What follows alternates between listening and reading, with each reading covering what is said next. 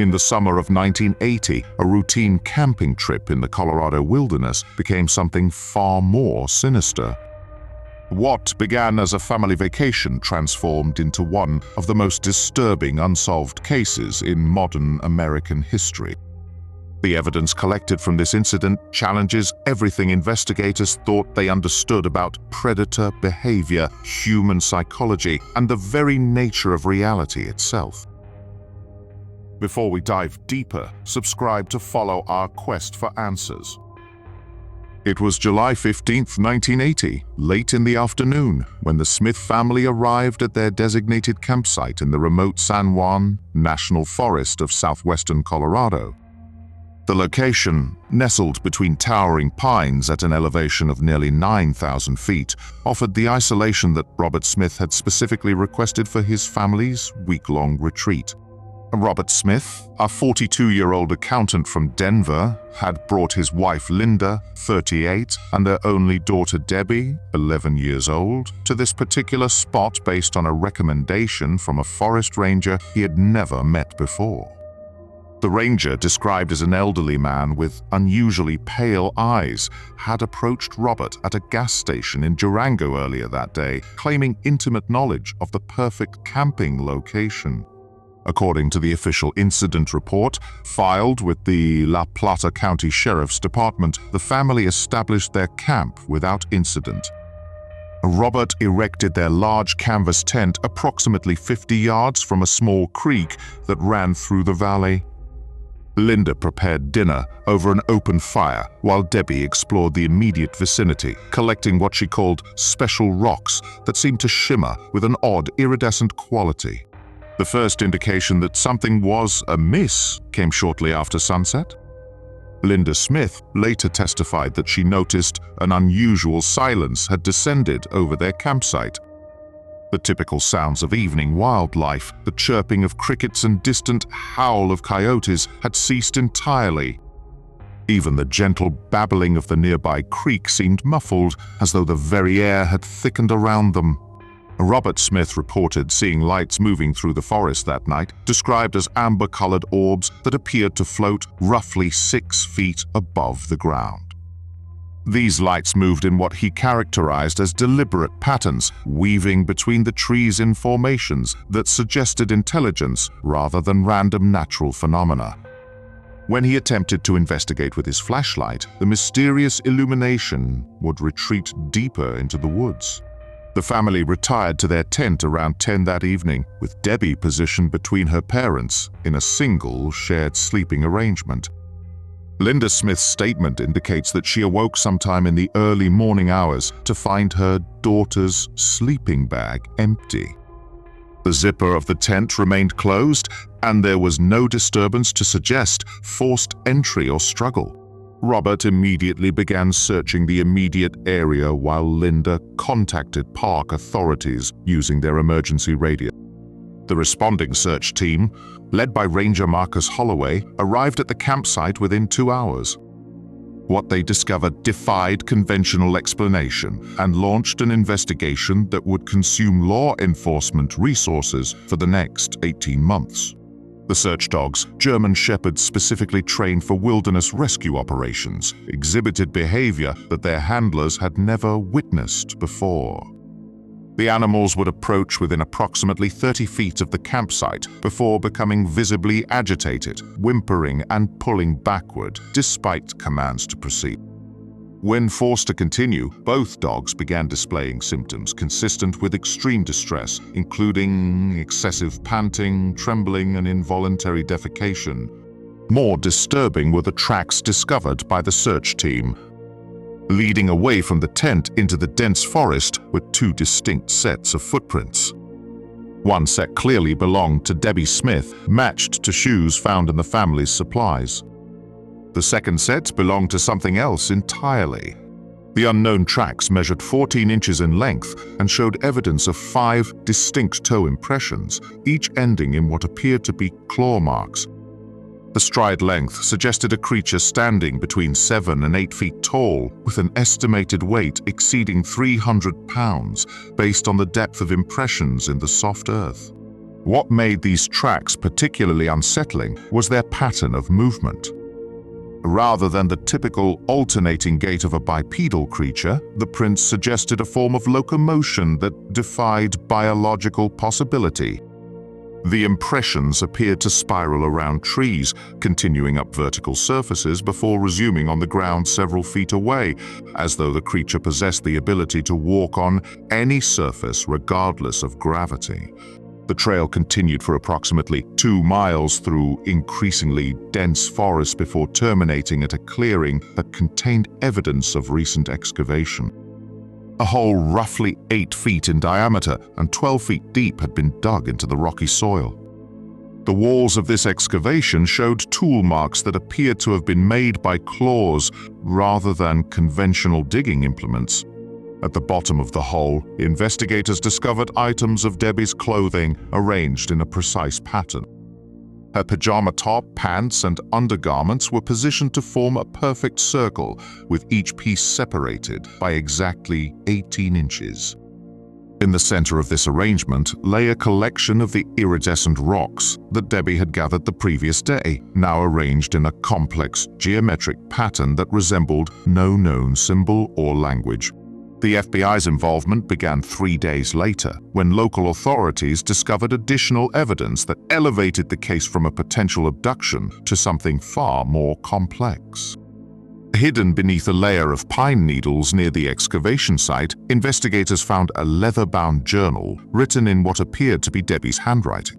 The journal contained entries dating back several weeks before the camping trip, describing dreams and visions that seemed impossibly detailed for an 11-year-old child.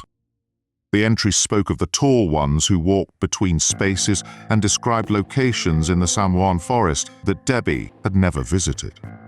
Most disturbing were detailed drawings of the creature whose tracks had been found, rendered with anatomical precision that suggested direct observation rather than imagination. The final entry in the journal, dated the morning of her disappearance, contained a single line repeated 47 times: "They are calling, and I must answer before the door closes forever." Federal investigators expanded their search to include the entire San Juan National Forest, employing helicopters, additional tracking dogs, and infrared scanning equipment. The expanded search yielded discoveries that further complicated an already inexplicable case. Throughout the forest, search teams found evidence of similar excavations, some appearing decades old based on vegetation growth patterns. Each site contained clothing or personal belongings arranged in identical circular patterns, along with collections of the same iridescent rocks found at Debbie's site. The belongings recovered from these additional sites were traced to missing persons cases spanning 30 years. Items belonging to hikers, campers, and hunters who had disappeared in the region were found arranged in the same ritualistic manner, suggesting a pattern of activity that had gone undetected for decades. Perhaps most unsettling was the discovery made by a helicopter crew scanning the forest canopy. High-resolution photography revealed that the excavation sites, when viewed from above, formed a larger pattern across the landscape.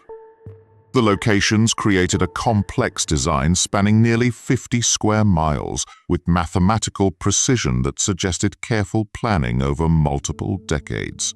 The investigation took an even more disturbing turn when researchers attempted to analyze the iridescent rocks found at each site. Laboratory testing revealed that the specimens defied conventional geological classification. The rocks appeared to be composed of minerals that did not exist naturally on Earth, containing isotopic ratios that suggested extraterrestrial origin. More puzzling was the discovery that the rocks emitted low-level electromagnetic radiation in patterns that resembled communication signals. When subjected to spectral analysis, the emissions contained mathematical sequences that appeared to be prime numbers, repeated in cycles that lasted exactly 24 hours.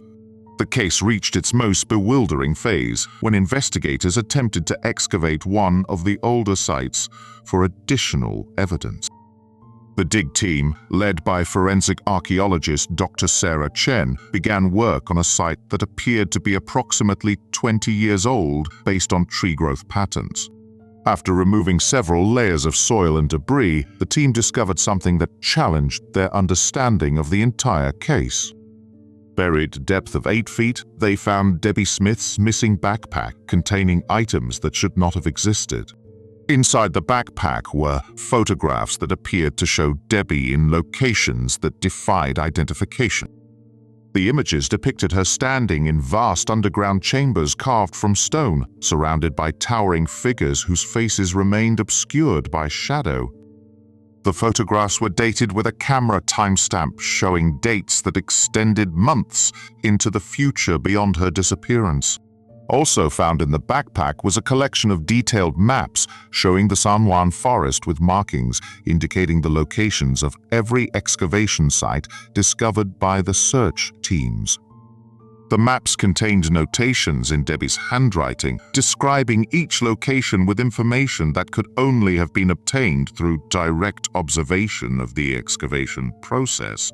The final item recovered from the backpack was an audio recording device containing nearly 4 hours of material. The recordings captured what appeared to be Debbie's voice engaged in conversation with unknown individuals. The conversations discussed complex scientific concepts, including quantum mechanics, dimensional theory, and astronomical phenomena that far exceeded the knowledge level of an 11-year-old child. Most disturbing were segments of the recordings where Debbie's voice could be heard describing her own disappearance from a perspective that suggested she was observing events from outside normal space and time. She provided details about the search efforts, the discovery of evidence, and the reactions of her parents with accuracy that was later confirmed by official reports. The investigation was suspended indefinitely in October of 1981 when the lead FBI investigator, Special Agent Michael Torres, submitted a final report recommending that the case be classified beyond normal security protocol. The report, heavily redacted in later releases, concluded that the evidence suggested phenomena that fell outside the scope of conventional law enforcement capabilities. The Smith family relocated to an undisclosed location following the conclusion of the active investigation. Robert and Linda Smith have never granted interviews regarding their experience, and their current whereabouts remain unknown to public records. The San Juan National Forest sites remain under federal monitoring, with access restricted to authorized personnel only. Satellite imagery of the region is classified, and hiking permits for the affected areas are no longer issued to civilian personnel. Recent developments have added new layers to this already complex case. In 2019, construction crews working on a highway expansion project near Durango discovered a time capsule buried beneath the roadway. Inside the capsule, investigators found a letter written in Debbie Smith's handwriting, postmarked 3 days before her birth in 1969. The letter contained detailed predictions about future events, including natural disasters, political developments, and technological advances that have since occurred with startling accuracy. The letter concluded with coordinates that, when investigated, led to the discovery of additional excavation sites in remote areas of Colorado, New Mexico, and Utah. What do you think really happened to 11-year-old Debbie Smith in those remote Colorado mountains, and how could she have possessed knowledge that seemed to transcend the boundaries of time itself? Share your theories in the comments below and subscribe for more cases that challenge everything we think we know about reality.